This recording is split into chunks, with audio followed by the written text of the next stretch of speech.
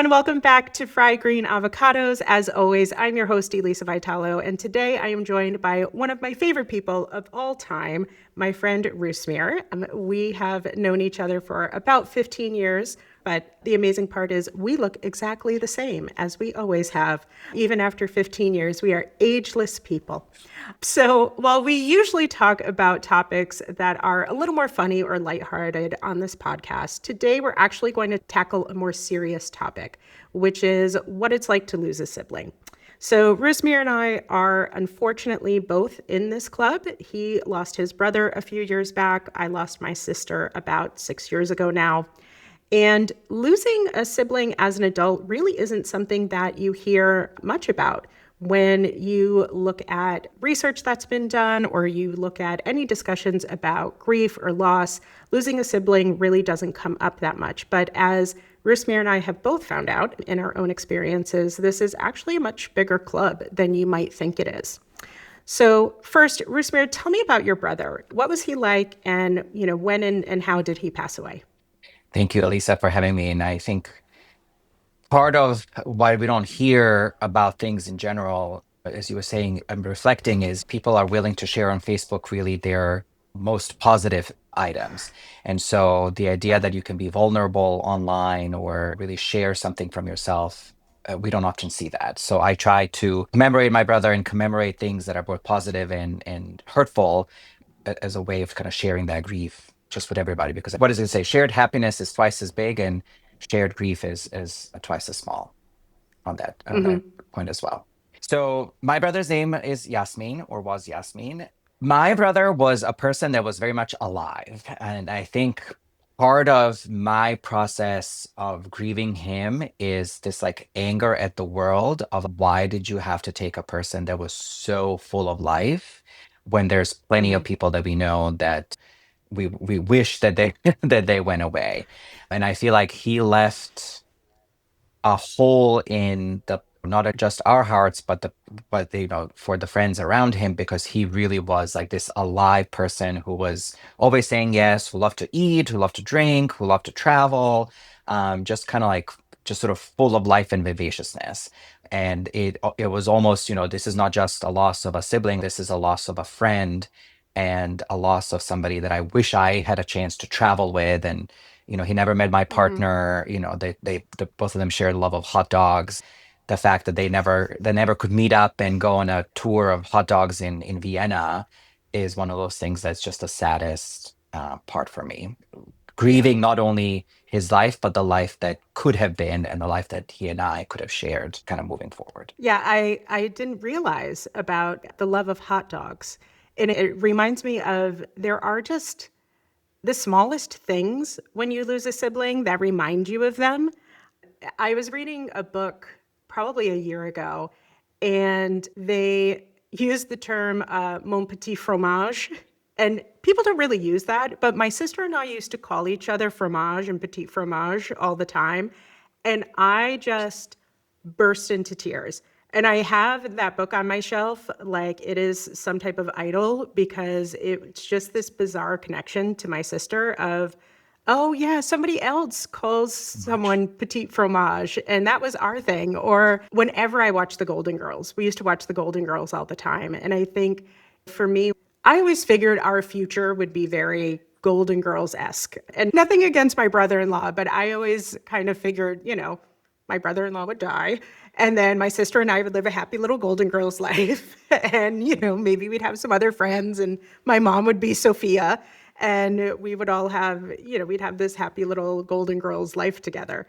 So whenever I watch that show, it's just this constant reminder. But for the people who are listening who don't know, my sister passed away from breast cancer about 6 years ago. And it was, for me, challenging because my sister has or had two children. And so there was also that side of the loss, which I think adds additional complexity to everything. But I'm curious for you, talking about the families, how did it impact your family dynamics? What changed about your role in the family I specifically? don't think it changed for me as much. I think maybe things got heightened. You don't think you'd have to give a eulogy at your sibling's funeral up until they're like very, very old. And so having to do that was sort of terrible. My mom, in the span of what maybe I guess 3 or 4 years, lost her child, her sister, and her mother. And so I feel Oof. like today, mom was talking, and I'm like, I am her therapist. I call her every day now because I'm essentially her. And then she lost her dog as well. So I feel like she's lost all of Yeah. her like buddies, if you will, like people that she would normally call and talk Yeah. to. And so I make a point to call her every single day and kind of check in. And she'll, if I miss a day, she'll call me and be like, what's going on? What are you up to? So the family dynamic didn't necessarily change, and maybe just certain roles got heightened, if you will. I think for my sister, who is a twin of my brother, for her that loss, she's sort of processing it very differently. And there's a movie coming up, Hamnet, which was a book originally. It's the story of Shakespeare's twins, Hamlet and Judith. So he Oh. wrote Hamlet after his son Hamnet died. And there's this whole kind of concept around, we have words for people who have lost a spouse, but there should be a term for somebody who has lost their twin, because that loss is something that's sort of unimaginable. Well, I'm curious about that. So, how do you feel? How is her grief, especially in relation to yours? I can't imagine losing a twin, but it feels like there I'm sure are a lot of similarities, but also differences in how she has experienced this Yeah. versus how I you're mean, you talk about, experiencing it. like wanting to watch Golden Girls and not wanting to cry. How do you read your own birthday if that birthday should have been shared Ugh. with somebody who was your twin? That's when and then how do I wish her a happy birthday knowing that I know that she's also very sad at the same time? So for her, I Ugh. think she has tried to find a way to remember him, but also still live her life and let her kids celebrate her. And it's the same thing with my mom. I sort of tell her, I know that you are not looking forward to your birthday, but your grandchildren are, and you should let your grandchildren celebrate you. And so I don't think I tell her happy birthday. I use different phrases now to say, I wish you health and I wish you the love of your grandchildren, because for her, it's not a happy birthday. And this is for my mom. It's not a happy birthday anymore, if you Yeah. will. No, it's one, I hadn't even thought about the birthday thing with your sister, and that makes complete sense.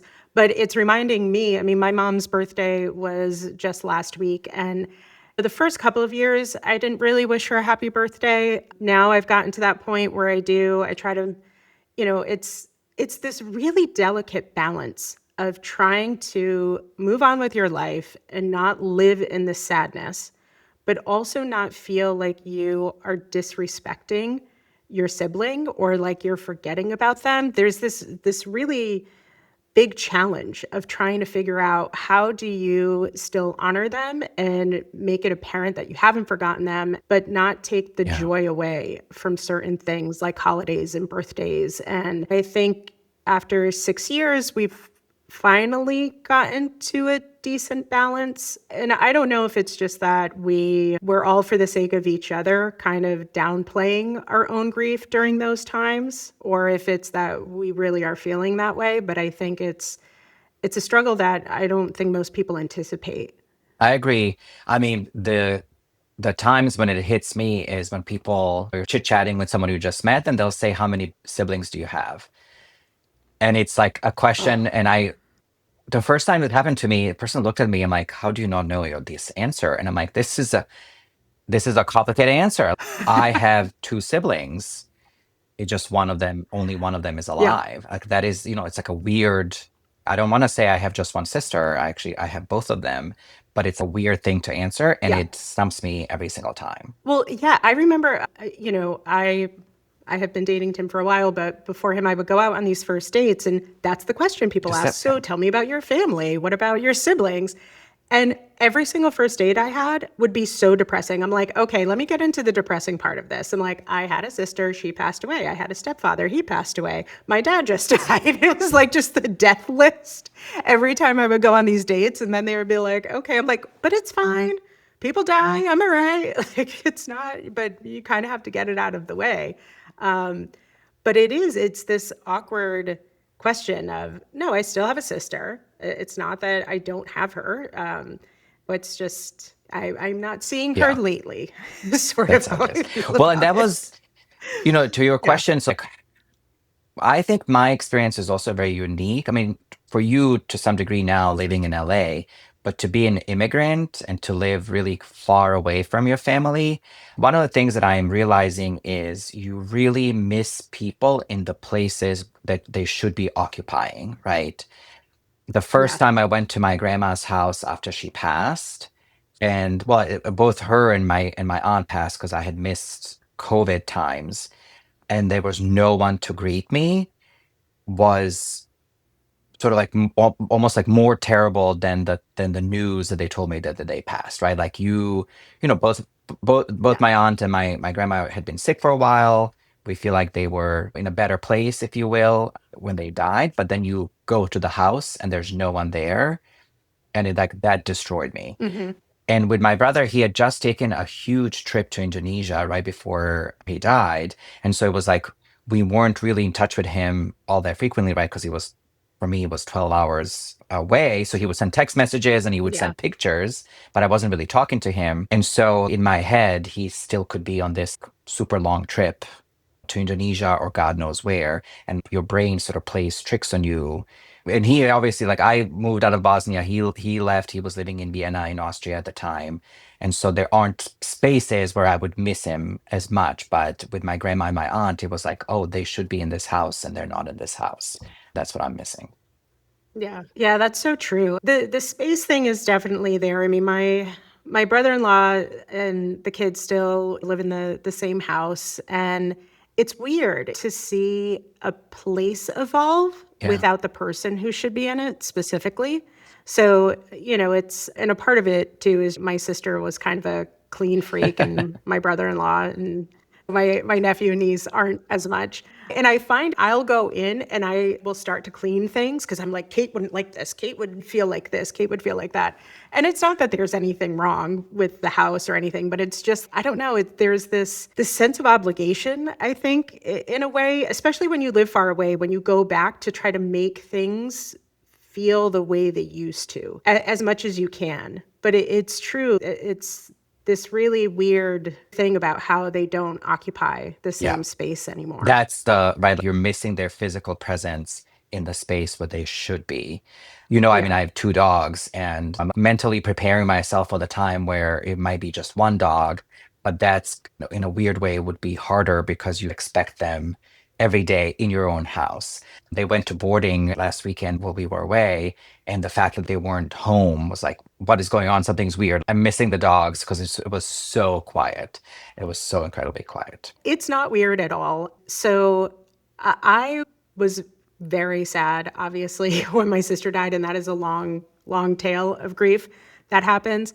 I cried so much when my cat died, I gave myself a sinus infection because you're right. They're there all the time and you're talking to them and they're just in this space and you're looking for them. And it feels so uncomfortable when your pet dies that they're not there anymore and you don't have the routine every day, especially if you have a dog. Pets are family. Pets are family just as much as everybody else, and their fur is a very good place to cry, and that's another part. So when I came It is back a from very good Bosnia place and to I was cry. sort of in this haze of things, I think I just hugged Oliver and just cried, cried, cried, and the dog like literally licked my Yeah. tears and made me feel better. So Oh, yeah, my baby. oh, buddy. Your dogs are so cute. I love your dogs. But it was interesting going back to something you said. For me, I do feel like the dynamics in my Uh-huh. family shifted and the role I play shifted. And that started for me with the funeral. So to your point, having to give the Mhm. eulogy, I had to write my sister's obituary, which I read it afterwards. I'm like, who the hell let me do this? We should not have been in charge of this. I had to pick out what she was going to wear in her casket. And I don't know if you had to do that too, but I'm sitting there in her closet being like, I don't know, is this right? And you have these weird things that you think about. The dress I picked for her was sleeveless. And I'm like, I don't know, she might be cold. I'm like, nope, that's not going to be a thing. She's not going to be cold. It's not there's no difference if I give her a sleeveless dress or a dress with sleeves. Your brain It's going to really be one goes way or the to other. very weird things and then catches on and focuses on whatever. Yeah, I just remember sitting there in front of her closet wondering, is she going to be mad at me that this is the dress I picked? Is she sitting there wherever she is being like, oh my God, I can't believe that's where you're going to bury me in? Like, this is awful. And you hyper fixate on things. And I ended up definitely taking on more. And maybe this is different, I think, for two reasons for you. One, because you live so Yeah. far away. And two, you also have your sister. For us, it was just my sister and me. And my sister was definitely the person kind of in charge from a sibling perspective. So I was sort of like, oh, okay, I'm the one picking out a casket. I'm the one helping my mom with her stuff. I'm the one helping my niece and nephew with their stuff. This never used to be me before my sister passed away, but now I'm the default person. Do you think it's because was that her personality, or was it just the fact that she was the one that stayed home? Like, how much of these things is the personality that you are versus the person that stayed home and closest to the rest of the family and versus somebody who went away? I think it was both. I think it was both of those things. You know, we're talking about somebody who loved life and was so vivacious and all of those things. That was definitely her. And she was a first grade teacher, so she knew how to control a classroom. She was very popular with all of the other teachers. She had a funeral where literally there were people outside of the church because there were just so many people who showed up for her funeral.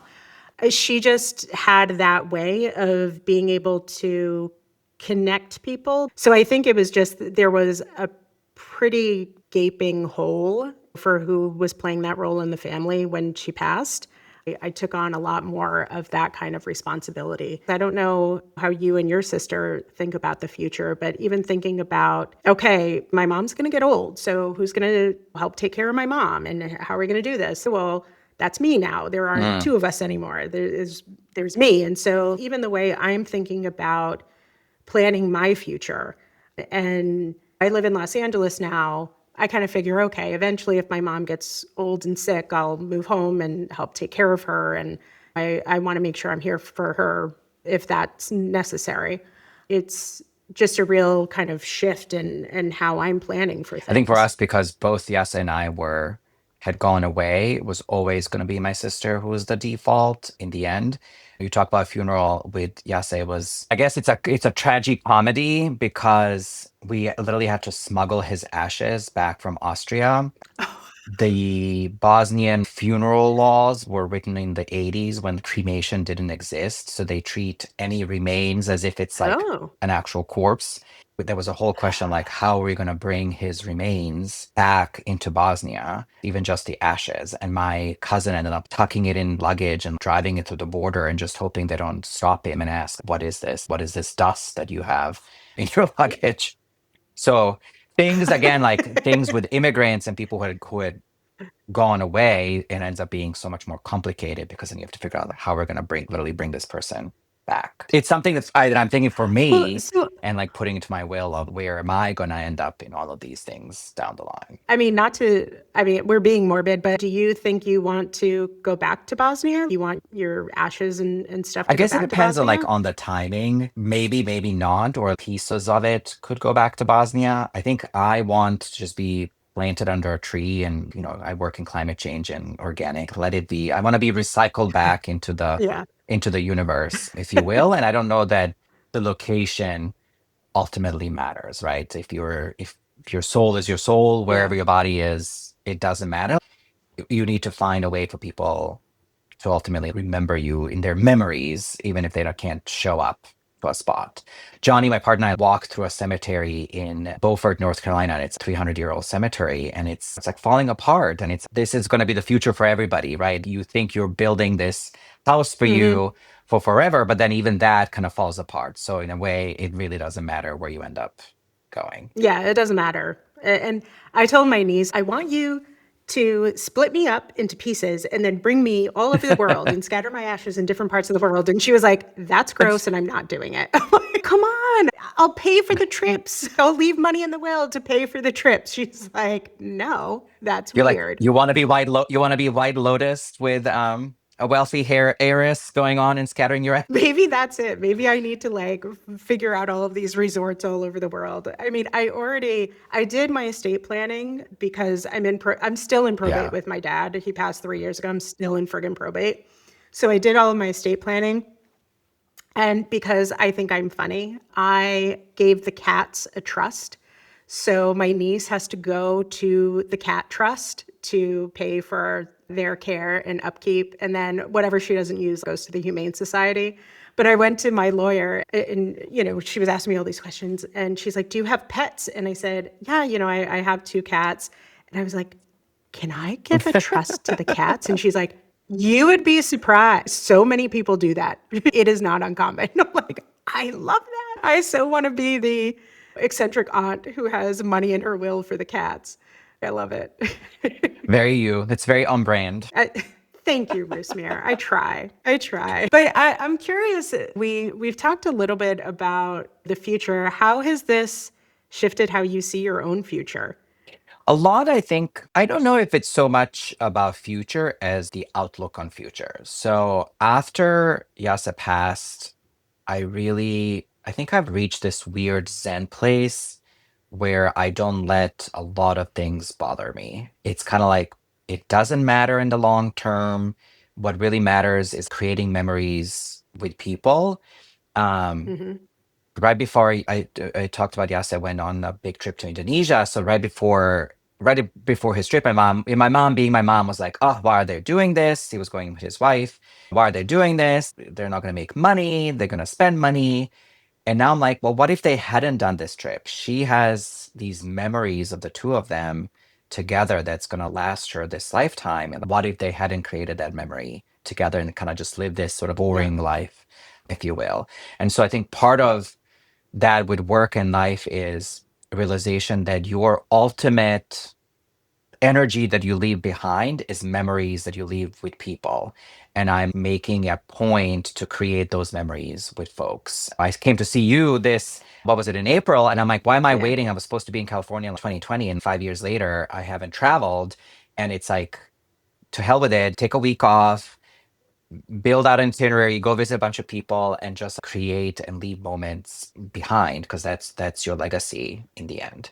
So it's about outlook. It's about not giving a shit for things that really ultimately don't matter, and Hmm. putting time and money into things that I do feel ultimately matter. And that, to be honest, is memories with loved ones, with friends, with niece and nephew. Just create as many memories as you can. 100%. I'm with you. I think it really changed my perspective on how I view the future. And I was saying this on the last podcast with Jasmine and T, which is I tell my teams all the time one day someone's going to stand up and give your Mm. eulogy.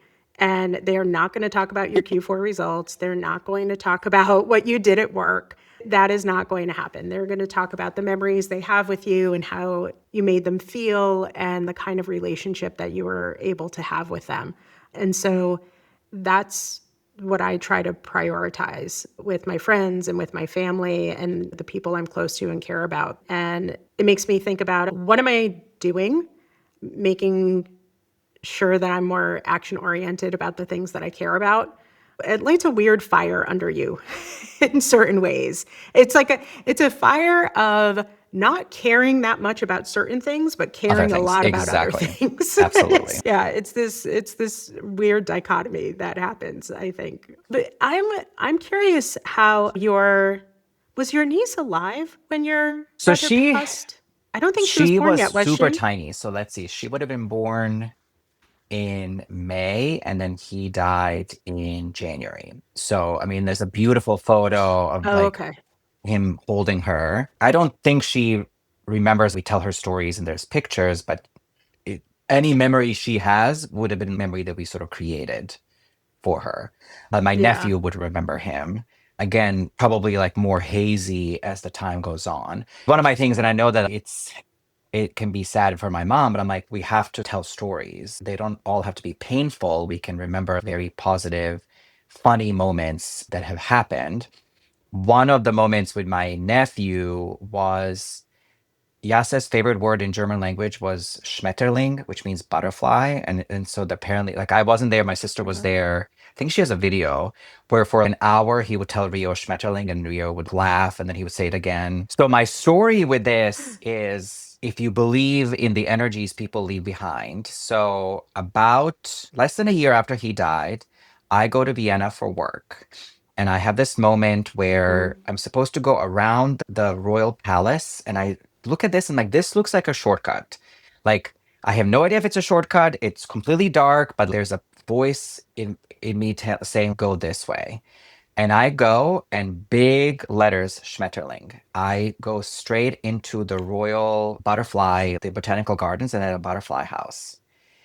Like after just Ah, having this conversation literally a month before, how this was his favorite word. And I truly was like, there was a pathway. I went down a dark path because a little voice in my head told me to go this way, to go in and find in big marquee letters my brother's favorite word. And wow. my sister talked to one of her friends that said, she told her, in the moments where you feel like that person is there, don't fight it. Just accept that they're there Hmm. and that there is some sort of energy that's been left behind and maybe that energy dissipates. We don't really know, but like don't try to explain it. If you think they're there, just be like they're there. Just go with Just it. go with it. And like find Yeah. comfort in that feeling, no matter how crazy the circumstance would have been. Yeah.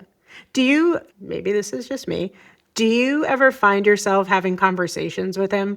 No, but I have conversations with my sister sometimes. It's sort of like talking to the yeah. cat.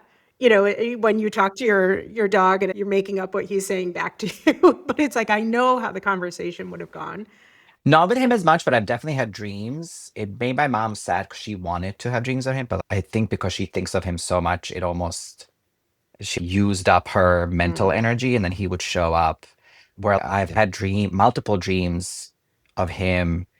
Sometimes he's alive in the dream. Sometimes there was one dream where I knew he was dead, and I was supposed to ferry his soul in a carriage somewhere else. It was a very interesting dream. So he shows up in my dreams more than me talking to him See, I haven't, she's hasn't shown up in any of my dreams. I ever. haven't had a single dream about her since she passed. It's really weird. I feel like maybe she's spending all of her time with my mom and the kids or something, and my brother-in-law. She figures I'm good or something. But no, I haven't, and I'm actually kind of okay with that. Depending on the dream, it can really Yeah. disrupt how you feel, and I'm kind of okay with not having dreams about her. One of the things I've found is I have certain photos that I can look at of her and I'm good. But if I see new photos and I can't watch video, it's 6 years later, I still can't watch videos of her or else I'm a wreck. But I don't know how do you deal with that? There are, I guess, weird moments. Johnny will tell you. So Sarah McLachlan is coming by again, and we had gone to see her at Wolf Trap just outside of DC, and she sang Angel. I mean, he Ugh. literally had to like carry me out. I mean, I devolved into just a sobbing, just ridiculous mess and had to be escorted out of the thing. So I was like, "Oh, Johnny, do you want to go see Sarah McLachlan?" And he's like, do you remember what happened last time?" Um, I am amazed she even still sings that after the yeah. the the sad puppy commercials. I mean, come on. So Like it's that is yeah. emotional manipulation, Sarah So maybe for me, I McLachlan. think maybe it's the triggers is more like music than anything else. I have made it a point Mm, to really focus on good memories because truly yeah, that's what I have. And then I think I've convinced my brain that he's just on a trip somewhere, that he's out there traveling. I did go, you're still I went not, to yeah. Indonesia and I retraced his steps in Bali and I made sure that I went to the places that he went to and try to feel the energies at that time. So, and maybe that's the, as you said, how have your roles changed? I think I try when my mom gets sad, just remind her of the positive memories, to really work with her truly again as a Mhm. therapist to sort of say, okay, yes, it's sad, but at the same time, there are some really funny memories that I think ultimately we can all focus on and like bring Yeah. out the joy that this person was alive in our life and had brought this joy. And it was a complicated person as well. There was a lot of things around him, but mostly there was this joy and Yeah. energy that he brought. Well, it's interesting because I think for a long time, myself, and I think my niece and nephew wouldn't bring up Mm. my sister in front of my mom because it would make her so sad. And that was one of the things I think my mom struggled with, and I struggled with too, was helping the kids keep their mom Yeah. alive in a way that was positive without it feeling like every time I mention her name, it just makes Yeah. everyone sad. And so for them, it's really important to feel like they're in a space where, oh, we're just going to talk about mom. We're just going to talk about her. Not that nothing's different, but we can talk about her in a way that doesn't feel heavy. There isn't this weight behind it. And I think I don't know if I overcompensated in that way. I think I was very cognizant of it with kids and trying to make Mm. sure that I was always talking in a way that felt a little more level. And it's just like, oh yeah, mom used to love this and mom used to love that. And mom wore her hair this crazy way in the 90s. And look at how crazy her hair was. And just those things to make it feel like it's not Well, this that's what to say. Like for you, it's this more weight. complicated. Like sometimes we wonder, would it be easier or harder? My brother went out like a light, right? And it's my friend who's a nurse described it. It's like when he died, it's as if someone turned off the light and he was out. So he It had an was just enlarged done. Yeah. heart and it just stopped and they kept him alive for a little bit longer, but that was basically it. It's like, would it be easier if we had a time to say goodbye? Is this better because he didn't suffer? Would it have been not easier, but how would it have been if he had a kid, but then his wife lived abroad versus he didn't leave kids behind? There are these pathways of is it better? Is there a better version to get through it or Yeah. not in the end? I mean, I've been through both. You know, my stepdad died in a car Yeah. accident, and my sister was sick for about 2 years. So she had had cancer. She had been diagnosed in like 2011, 2012 with stage two. She had gone through chemo, and they said she was good. And then 2017, they found out it had just Yep. metastasized extremely quickly. So she would go every 6 months. I mean, she was doing everything that she But needed to do. She was on all of the medications. And yeah, she just showed up and they were like, yeah, it's metastasized to your bones, to your liver. And really the liver was the thing. I mean, once it's in your liver, you're kind of out of options. And so I think this is going to sound crass the way I say this. I think that there are benefits and drawbacks to both. I think for the person themselves, I would much yeah. rather just go quickly. You know, I think for the people left behind, it's worse when they go quickly because you don't have that time to say things and feel like you've been able to prepare yourself as much as you can. At the same time, you're seeing them suffering. So that's another element of the grief. And it's like, why does this person need to suffer? Honestly, it's changed my perspective on how I might choose to treat Mhm. myself if I was diagnosed with something like that. I think for her, she hung on for a really long time because Kids, she yeah. had kids and she wanted to stay as long as she possibly could for them.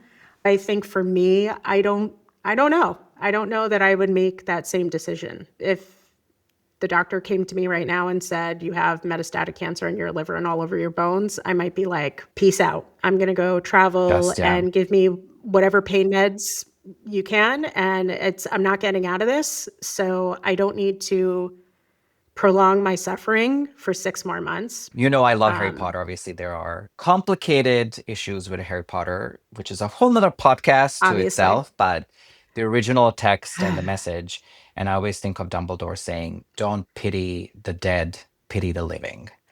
And it's Mhm. truly something to focus on because how do the living deal with everything that's left behind? That's the tough. Yeah. Well, so I'm curious, you know, you've kind of talked about how you've become this sort of therapist to your mom, but I'm curious if there are things that you did to work through your grief after your brother passed. Did you go to therapy? Did you join a support group? Just throw yourself into work? What were some of the ways that you tried to It manage wasn't it? really, I didn't throw myself into work, but I was going through a leadership program and it was it actually ended up being really helpful because I had to go on that leadership trip, I think about a month and a half after he passed. So having a weird mini support group through this leadership team really did help. And then I honestly think having a dog that relies on you was one of the things that really helped. Yeah. Massachusetts was much better with therapy because it was like $20 copay every time you went. DC is so much more complicated. And I keep trying to figure Uh, out, let me figure out a way to go because I do think that I need it. My friend who is a therapist always said, emotions is taking a loan. You have to pay it back at some point. You can pay back now or you can pay it mm. back many years later with a much higher interest rate and that has been accumulated. So Yeah. I did go to a therapist for a little bit right after she passed. And what was interesting was that it was a grief counselor that we had started seeing after my stepdad passed, who has kind of just been in our lives. And my mom went to her and my sister went to her too, which is really helpful. I don't know if it's a thing you're supposed to do as a counselor is see multiple members of the family individually, but I yeah. highly recommend it to everyone because it just really fast tracks a lot of the issues that you want to talk about when they can get the 360 view of what's going on. So I did see her for a while. But after a bit, it was sort of like there's not much to work Yeah. It through. just takes I time. feel like you're just living in Yeah. the grief. Yeah, it's Yeah. you're I do wish my mom went, but that's hers. I'm trying to translate. Such a me is like, oh, why do I need it? I'm like, you need, and I keep trying to remind her, I'm like, you have lost people that used to listen to you, right? I mean, the dog was the lab. I feel like you talking to your cats, she used to talk to her dogs, to her, yeah, to her dog, and now she doesn't even have that. So I'm like, you just therapy is best, I think, when you have a dedicated time to sit there and just get things off your chest. So, and I find ways to get things off my chest in a normal day, maybe, and she doesn't necessarily have that. So that my ongoing yeah. fight, but it's not a fight that I'm even willing to fight anymore. She's gonna say no. Is like you need a space to air things out. In the end, that's what therapy is good Yeah. for. Well, I eventually had to have a conversation with my mom. Not, it didn't come out in a good way, which, I do regret, but where I was sort of in a similar position. We would talk every day and she would tell me everything that was on her mind. And after a while, I was like, you're kind of putting all of Mm, this on me. It's really tiring. I would talk to my niece every day for an hour and she had her own stuff that she was going through. And then I would talk to my mom for an hour and it was basically, I was sort of like getting all of this emotional stuff dumped on me on a daily basis, and it's not to say I didn't want to be there for them in that capacity, but it ends up when being a you're lot when the only after a while. recipient. This was like when I'm the only, and this was like 3 years Yeah. in. I was like, I can't do this anymore. And she was like, I'm just venting, and I'm like, I don't. What do you think venting is? That's what venting is. You're taking your stuff and you're putting it on me. And she's been much Mm, better with all of that. So it's not to say we can't talk about those things sometimes. Obviously, yes. It's not that I want to cut that off at all, but it's just a mm. daily grind of it can be heavy and exhausting. And I don't think that she definitely didn't realize it. Definitely didn't realize it when she was in it. And I think once that clicked for her, she was like, "Oh, I didn't That's what realize I'm doing. that that's what I was doing to you." And I think it's a tough circumstance. And I think what I found was interesting for me, and again, I'm curious if it's for you. People we talked before about how there's no word for somebody who's Yeah. lost a twin or a word for somebody who's lost a sibling. And a lot of times anything you read on this, which is very little, people who've lost a sibling are called the forgotten mourners because there is no word and you don't typically think about people who've lost a sibling that way. But I felt that my grief kind of wasn't as important in the hierarchy. Like my mom's grief was, well, I don't know. My mom's grief and the kids' grief were number one. And I had to sort of respect their grief more than Mm. my grief. And then my brother-in-law. And I was sort of like, I almost didn't have a right to show too much grief in front of them because their grief was outsized relative to mine. And I don't know if that's something that you've experienced too, like with your mom and your sister. So much, I think, in our family dynamics, but it's more how my mom thinks about others. And I was like, it is not a competition. This isn't like I am missing or I am like there. She compares herself to other people in a way. And I'm like, where no one's competing here. Or my mom will feel guilty. She'll be like, oh, I didn't think about grandma. Do I don't miss her as much? I'm like, no, certain things are I more know. natural. Grandma was quite ill by the end of it. I think when she passed, people, it was not that we were relieved, but it was more like, she's not in pain anymore. Losing my brother, Hmm. especially without an illness, he was cut off from the face of the planet. That is a shock, and you're dealing with that in a very different way. I'm like, none of this is a competition, but I see people Yeah. doing that comparison. It hasn't happened to me. Maybe I'm a loudmouth and I carve my own space in what I feel, and I don't let anybody else do this. But I have absolutely seen that comparison with other people, and I'm like, you can measure that. I totally agree. And I think, I don't think that my family has done this, but I've seen before too of people just talking about, well, it's not the same as when you lose a spouse, or it's not the same as when you lose a child, or it's not the same. And it's like, I understand that, but it's, again, to your point, it's not a Of contest. course It's it's not not the a same, and it's contest all of it's all grief. different, and it's all unique, and it should not be Yeah. compared, right? There's no meter. We came from an amusement park. No one's asking you to go hit, the anvil that then rises up to see how much is gonna go. Like, Yeah. that's Yeah. not how these things work. Yeah. You won the grief competition. Also, Yeah, not a you're competition there. I want to But, win anyhow, right? well, exactly. Yeah. It's funny too, because we were talking about pets earlier, and I had a moment so my sister passed away in 2019. So that was May of 19. March of 20, just as I'm kind of getting back into the swing of things, the Yeah. pandemic hits. Then my cat Penny got sick, and she was sick for a year. Then she died. And then literally 6 months later, my cat Otis, who I'd had for like 15 years, he passed away. But I remember feeling guilty when I knew I was going to have to put Otis down, because I was so just devastated when I had to put Otis down. And I was crying and crying. And I was like, I don't think I cried this much for my sister. What the hell is wrong with me?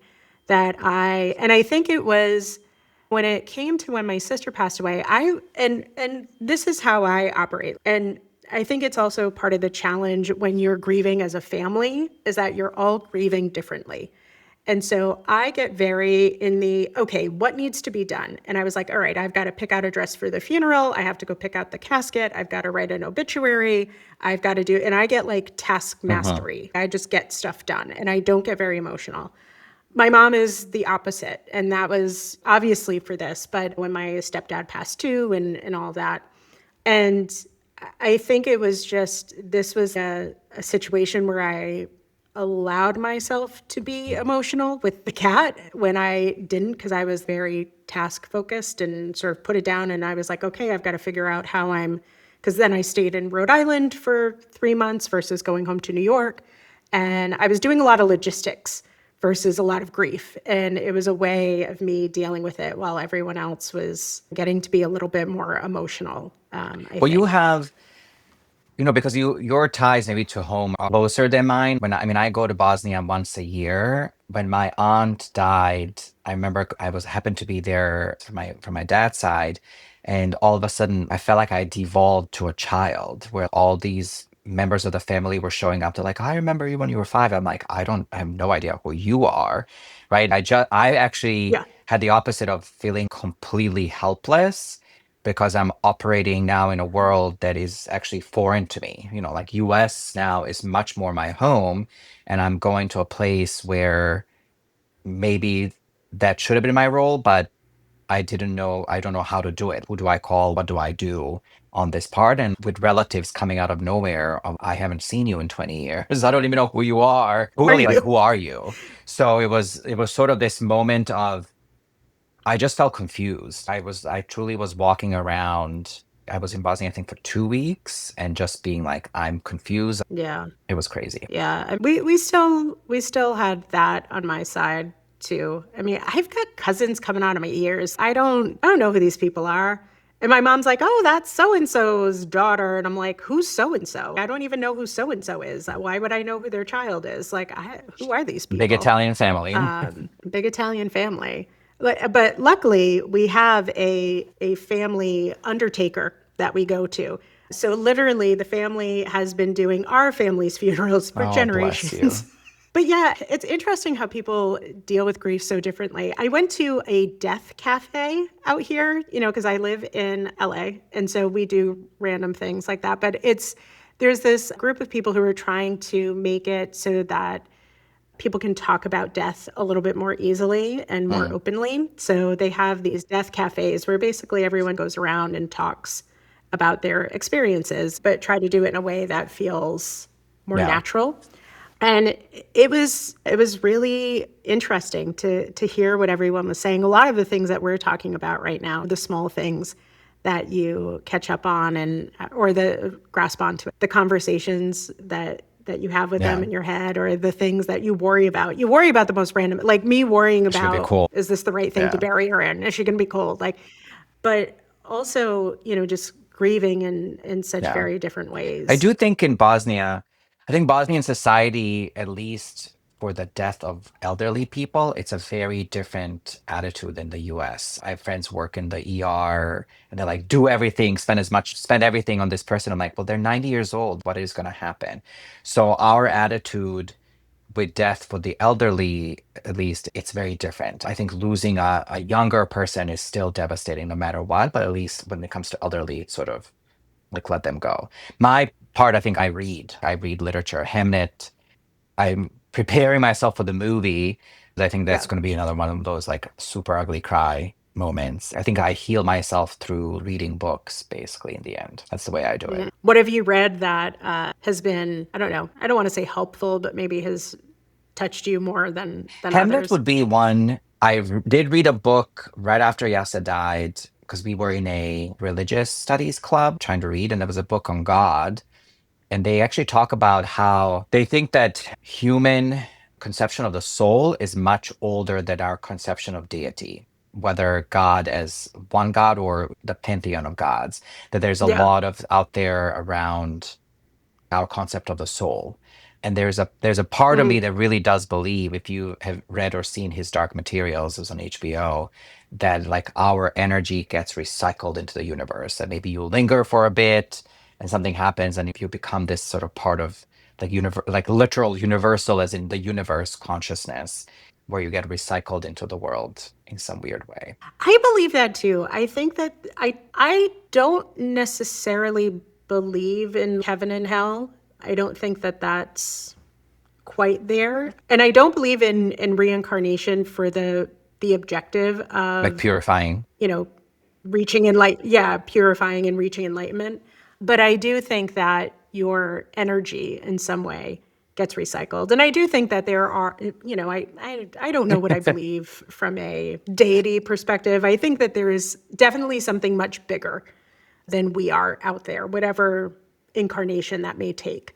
But I agree, and I think that's how some of these things come up. I don't know that it's your brother leading you to the pavilion, the Pavilion. butterfly pavilion. It's not like he's sitting there was this little ghost above you being Yeah. like, Rusmir, go this way. It's, or you think about God with the white beard and all of that. But I do think that there's an energy that guides you into certain things, and that does get recycled and moved into the Because that moment with universe. the butterfly, you cannot tell me that was a complete coincidence. I stood at a crossroads of two paths and should have gone this way, which was the normal way, and it went a completely different way for no reason, like no reason whatsoever. Went this way, You right? Robert Like, no, Frost it's in it. true. And then I went in and saw Yeah. a literal sign, right? Huge letters cannot be mistaken. Here's the butterfly house. Why? Who sent me that message, and why did I need that message? I don't know. But it was a message of some sort out there. I think sometimes those are messages of just, I'm thinking of you. I'm still here. The thing about the petite fromage, I was having a really, really hard week that week, and I was thinking about her a lot. And I just happened to read that in that book, and it was kind of like a silly romance book. It wasn't anything crazy, but yeah, I think sometimes wherever they are, whatever form they take, they just kind of know when you need Yeah, the little nudge or the little reminder. And I don't, some people will say, well, you feel that way, and so you're looking for it. I don't know that that's the case. I don't think that that's necessarily true. I do think that those things show up in specific points in time because that's when that's you need when it. Yeah, they're supposed to show up. That's yeah. when you need it.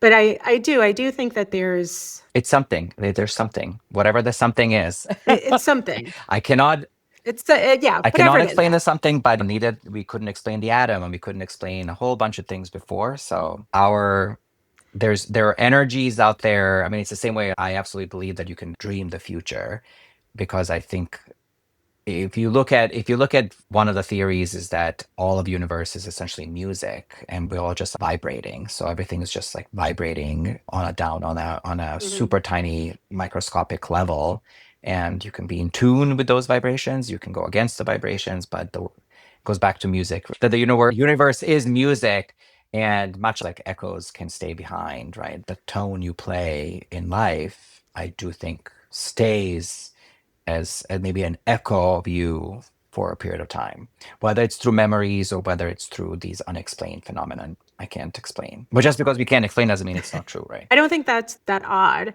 When you think about every self help guru out there talking about Yep. manifesting and how you're going to manifest things and you put it out there and that's what you're going to get back, I actually do think that's true. I think that you get back what you put out Yep. into the universe. I think you can't control everything, but I do think that you can guide how things turn out for you in certain respects. With that said, I also do believe that when it comes to death, I think the universe takes you when it Mhm. takes you. I think there are all of these things like, oh, don't do this, you're going to die earlier. Don't do that, you're going to die earlier. You're going to die when you die.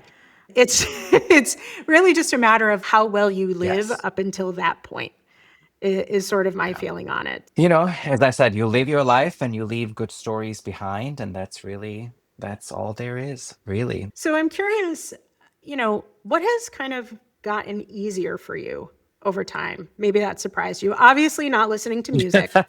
Music is a challenge. We won't put any sad songs on, but what are some of the things that have gotten easier? It goes back to what's easier is not caring about things that ultimately don't matter. I think that was his death, and then realizing in the pandemic, you could kill yourself working.